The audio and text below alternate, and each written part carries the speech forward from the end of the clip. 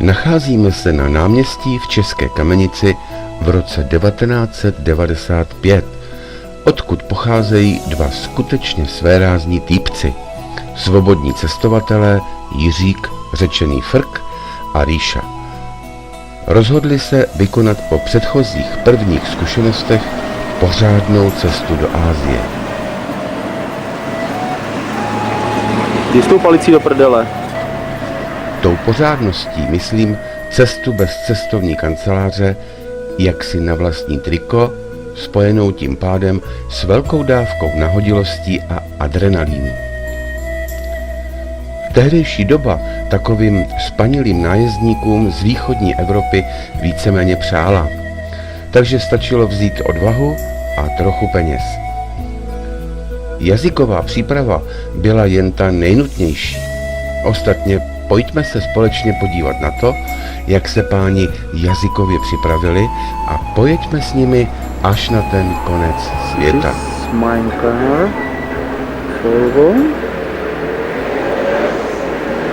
Das ist Czech Kamenic Bank. Bank. Bank. Bing. Das ist Polizia. Polizei. Ja, das ist... This, to je jedno. Ale Pepan, vole. Ah jo. Das ist this people's not Arbeit. This display bar. My restaurant. Tak, no. Co se bude divit? Ten se bude divit v tom v Indii. Jo, už to jede. Joe, this is Czech good food. Řekni, že to je hořecí, ne? This is chicken. Chicken, beef. Ne, chicken, není, chicken Chicken is chicken meat. This is mein Pension Kamzik. This is I working. This is historical old building.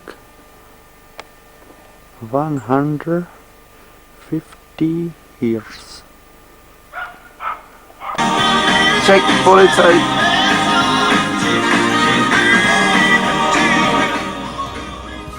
To byla názorná ukázka, jak jednoduše a rychle zvládnout výuku cizích jazyků. Chlapci usoudili, že to již stačí a vydali se naposledy rozloučit se svým městem z vyhlídky na Jehle a 1. listopadu 1995 vyrazili vlakem do světa.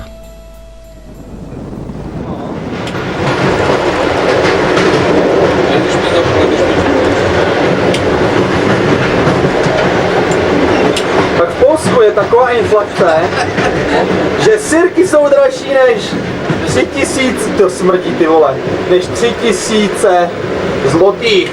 Ani nehořej, ty vole. To jsou ono prachy. To je tvrdá měna, jo. Počkej, přiblížím. Penízky. Tam to neuvidíš, nebo? Byl tady, no. To vypadá hrozně. Za chvilku vyrazíme směr Moskva.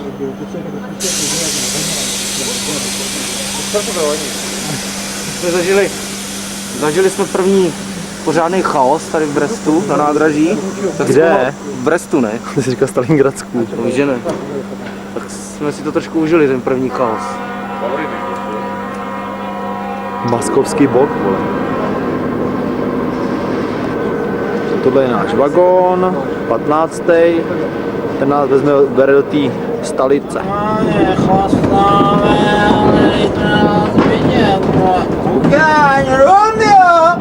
No, Ríša má narozeniny, no. Vypni to, ty vole. Hej to, ty zmrdé, vole, toč nás ne. pro tu českou televizi stejně zkrachuje, vole. Já normálně jsem jako střízlivý, jo, ale oni mají na rozdíl. Protože ty střízlivej, ty svině, jo. Ukaž to, ty už nemůžeš mluvit, ukaž tu cedulku. Ty už nemůžeš mluvit, ukaž tu cedulku. Tady tu, jo. Ukaž to, já to zaberu. A přijovi chci proti vole větru. To je ten 3. litr, ty vole. 3 litr, vole. Ukaž to ještě.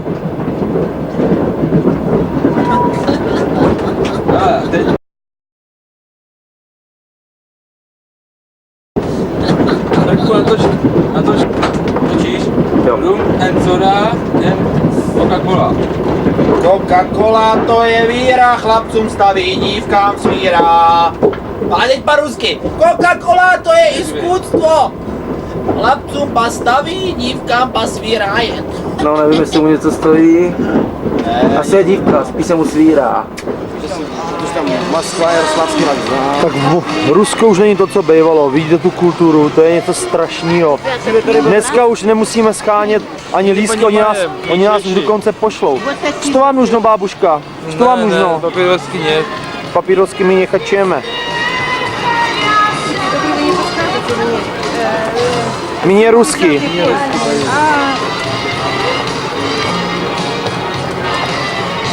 Tady byl dřív takový krásný chaos. Všechno se muselo schánět. A dneska nekecám vám, jdeme kolem policajta, nic se neptáme a sám nám radí od sebe, no to není normální, přece jsme v Rusku. To Už asi není, to už není. sem v životě nepojedeme, že už to není normální Není tohle. normální Rusko, už to je západ. Reklamy v metru, to je hrozný. Čistý metro, normálně oni mají vymalovaný metro.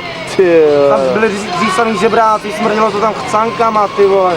A to je čisto, uklízej za bílýho dne, ty vole, to je hrůza. to je. Já jsem vyloženě zklamaný tímhle zájezdem, ty vole, do Moskvy. Rekreační pobyt, vole. Mám kapky na objektivu. Nevadí. Chrám Vasila Blaženého. Země neomezených možností. Stolica Moskva, Krásná ploště. Mužici. Ženština работает, мужчине смотреть.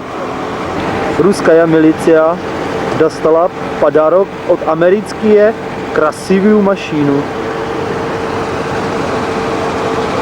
A je Jo, našlo. Moskva, Mužici, Volšáni. Je to boom. První a do poslední doby jediný obchodní dům v Moskvě.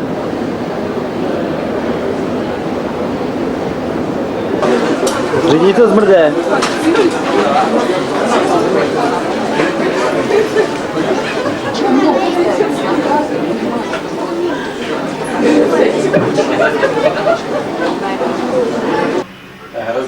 Tak tohle je ruská komnata v Moskvě. A to je blízký krásný. Škoda, že nevidíte, jaký tady je humus. Ono smrdí, vole. To by to voní. Tak tohle je ruská kuchyň. Hrozně zaprasená, ale šíleně. Humusami filcky neštovice. Ujišťuju vás, že tohle stojí $10.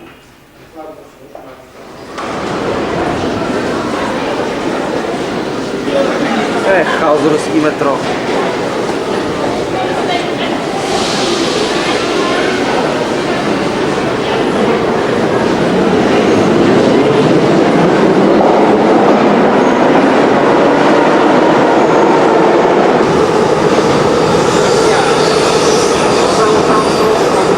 Ale ty už je být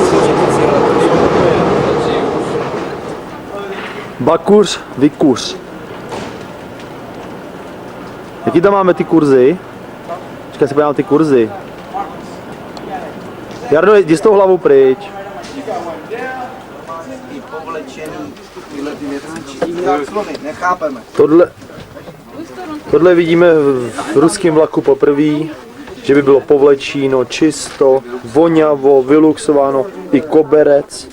No a ty Se divíme, šváby tady ale budou snad, ne? snad doufejme. To Rusko jde cestou pokroku, to nechápete. Tohle prostě, kdybyste to viděli dříve, jak to vypadalo. No, strašný. Taky jsem v životě nepojedeme, že už to není to, co bývalo. Mám tam vodu. Ale tady. Před Ruskem. Před Ruskem samý dřevní baráky. Před Uralem. Zase ty zasadný břízy. Dlouho budou? Co? Dlouho budou? Asi jo. Tohle zařízení na ohřívání vody. Správný ruský les. Samý břízy. Tam už si tak První den, tak tady nemáme ještě moc bordel. Jarda vaří čaj.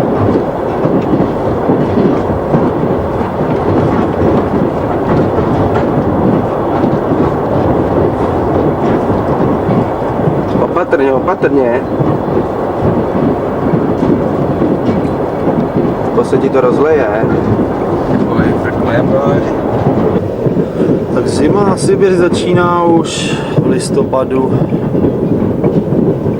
Ty vole, vagony ty mají stejný jako u nás. Obchodující ženy u vlaků nosí tašky a prodávají lidem potraviny. Takzvané žrádlo. Když přijíždí vlak, tak se zbíhají k vlaku a nabízejí chleba, salám, takzvaná kolbasa. Ale kolbasa se musí vybrat, aby nebyla úplně tolik zelená, aby byla ještě poživatelná. No, když je zmrzlá, jako na voní hezky, a pak je rozmrzne, tak už se nedá jíst. Čilíru. Na Sibiři, skoro na Sibiři teda. No, ještě jsme v Evropě. Ještě jsme pořád v Evropě teda. Ještě nejsme za Uralem. I takhle vypadá Evropa. Teď.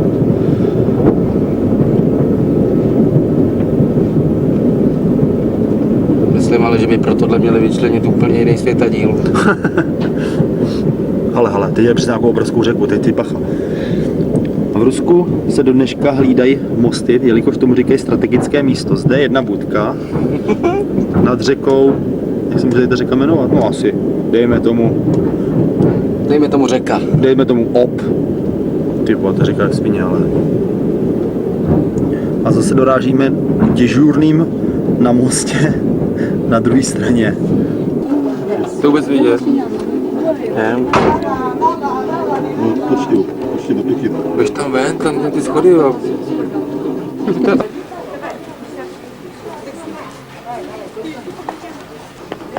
Policie hlídá vlak a nedovolí, aby se tady obchodovalo. Ty vole, sama Berioza. Zde gulial Volodya Ulyanov se svojou sabakou. To je klasická bažiny, vole. Už to vidíš, jak jsou ty zlámaný, ty schnilý, vole, stromy. A břízy, vole. A i trochu borovic, co tady je. No, vypadá, že by si nějak pohubnul. Co vole, trošku kročí v žaludku, no. Když uděre, vole, polivky celý den. Dvě polivky denně, ty vole. Ty vole, konečná Sibiř, já si to poseru. To je bažina, ty vole, koukej na to. Král Šumavy, ten se jásal, kdyby měl takovouhle bažinu velkou, ty vole. Zblízka, jako trošku. To je kouzelný tady, ty vole. Správný humor. Počkej, pojedeme. Tam ta masochystka, vypají ty píču s tou beranicí. Tam je pěkná holka v tom stánku. Který? To je tou naproti. To je v tady, jo, to je nějaká masochystka, ty vole, jsme na to koukali. Ukaž se nám, Flundro. Hele, ukáže. A už tam je, uhni s tou beranicí. Tak si myslíš, že Ty bude. vole, to je lištička, vole.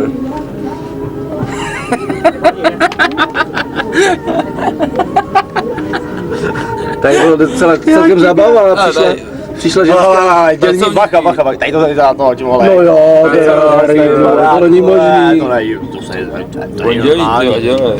Tady ten bufik zaber, to je krása, ty vole. Nejlepší bylo, jak tady přišla za Ríšou a pak kupí děvuška.